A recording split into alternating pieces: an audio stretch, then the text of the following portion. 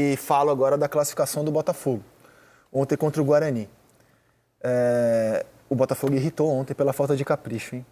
E também correu risco durante a partida, André. Foi uma partida, assim, algumas mudanças, né? Ele botou o Júnior Santos, como não tem o Tiquinho centralizado, que foi assim que o Júnior Santos, quando chegou no Botafogo, atuou e não deu uma resposta positiva, né? Quando o Júnior Santos vai para a beirada, ele dá uma resposta positiva. Ontem, jogando por dentro, ele não teve um bom desempenho, mas teve nos primeiros minutos o Segovinha tendo as melhores oportunidades, né, junto com o JP, que era o lateral direito, que se machucou e teve que entrar o Di Plácido. Agora, eu gostei muito, André, do Diego Hernandes. Foi bem mesmo. Uruguaio, né? O uruguaio, que depois teve que trocar de lado, né? Quando sai o Segovinha, ele passa para o outro lado, entra o Luiz Henrique. Bom jogador, né, Alex? Eu acho que, além disso, a atuação do Gatito é a boa notícia da noite, né? Gatito, de novo, jogou bem. Teve Mas o jogo foi tenso até o final, André. Foi tenso. O Botafogo não teve controle no final do jogo. Mas eu acho que não precisava ser tenso. Não precisava. Achei que o Botafogo, mesmo com o time reserva, faltou capricho. Teve contra-ataques no segundo tempo. 4 contra 2. Segundo tempo foi aberto. Teve um 4 contra 2 claríssimo para matar. O Di Plácido desperdiçou. Faltou capricho ao Botafogo. Afobação, um pouco de afobação, um pouco de maturidade. Agora, é interessante esse Diego Hernandes. O Botafogo está contratando vários jovens sul-americanos. E ele é canhotinho, estilo o Segovinha mesmo. Chegou um outro aí, Adamo, se eu não estou enganado. São jogadores jovens que eles estão investindo, vão buscando e esses jogadores vão ganhando lastro. Entendeu? Segovinha, agora o Diego Hernandes. E esse é o melhor dos mundos, né? Você pegar o jovem quando o time está andando. Claro, né? claro. Você bota, coisa e tal, menos responsabilidade.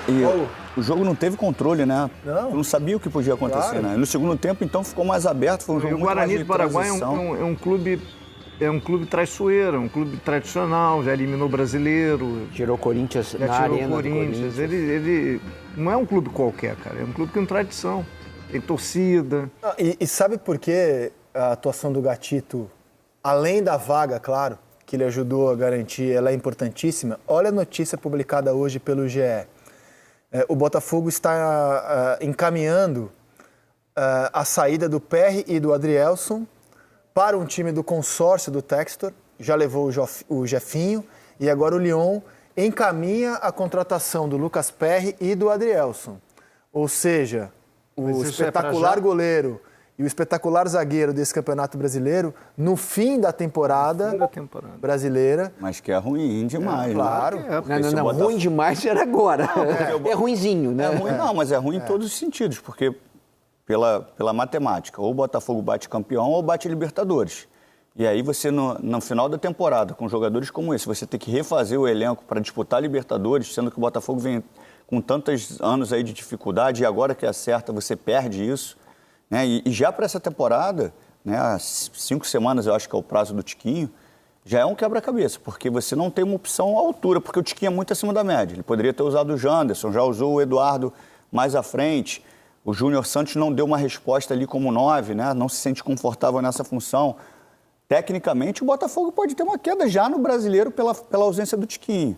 E aí, num fim de temporada, você perde jogadores como Adrielson e o Perry, que em muitos jogos foi decisivo.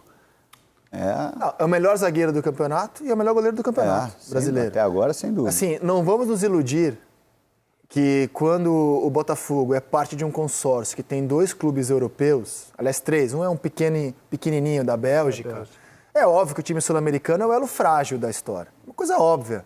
O Jefinho já foi pro Lyon por 10 milhões de euros e agora o Botafogo... O Textor já botou de jogador no Molenbeek, uns 10 já foram para lá. Sim, mas aí jogadores que não eram utilizados, não estão usados, exatamente. Sim. E o Lyon, ele vai botar os jogadores principais. Agora, mas olha, eu que não sou botafoguense, mas não tem como não torcer, entre aspas, para algo que está dando certo, para uma boa ideia. A gente sempre torce para boas ideias esportivas, né? Na hora que eu vi a manchete, a primeira coisa que me veio, não, vocês não vão fazer isso. Agora, com o título, né? Fim do ano. Eu fiquei um pouco mais aliviado. Acho até que o Botafogo não gostaria o Pedrinho tá certo, que a gente tivesse essa informação hoje, né? O Botafogo gostaria que isso fosse divulgado só no fim do ano, mas não estamos aqui para fazer o que o Botafogo quer. A gente está aqui para contar aquilo que a gente sabe e o que a gente apurou, publicado pelo GE, é que está encaminhada... E tem que só ver o seguinte a ida também, desses 2 jogadores. Tem que só ver como é que vai ser o comportamento desses jogadores, né? Porque às vezes muda, né? São muito profissionais. Nessa notícia ruim, né, que é uma possível saída dos dois no final do ano, tem um ponto que é positivo, pelo menos até agora, né? A análise de mercado do Botafogo, ela é precisa. É melhor que tem atualmente para mim. Porque assim, a gente não acompanhava o Adrielson, com muito respeito, a gente acompanha futebol, mas ele não era tão vistoso pra gente. Eduardo. É certeiro, o Eduardo é certeiro, o Marçal é certeiro, o Tiquinho já era mais conhecido, foram contratações, assim, cirúrgicas, né? Gente, e é o inevitável. O Palmeiras, campeão brasileiro, perdeu Danilo e Scarpa para o futebol europeu. É o inevitável disso acontecer. É a ordem natural das coisas. Ele vai perder o Lucas Pérez. Mas é porque e o é Adrielson, recente, né? Chegaram de forma recente. Com certeza. Já tem um Gatito lá e ele vai contratar outro goleiro bom, o Textor. Ele não brinca. E o zagueiro, ele vai contratar outro zagueiro bom.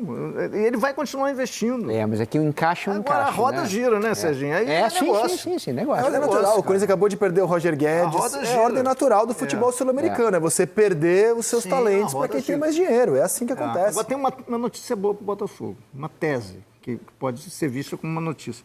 Eu acho que esses resultados da Libertadores aí, todos são bons para o Botafogo no Brasileiro.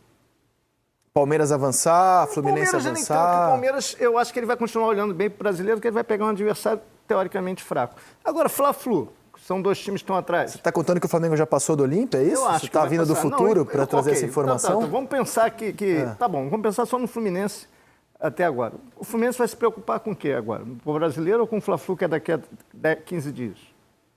Claro que é Fla-Flu. Lembrando que o segundo, o terceiro e o quarto tem 31 pontos. O Fluminense é o segundo com 31, o Flamengo é o terceiro com 31 e o Palmeiras... vai priorizar o quê?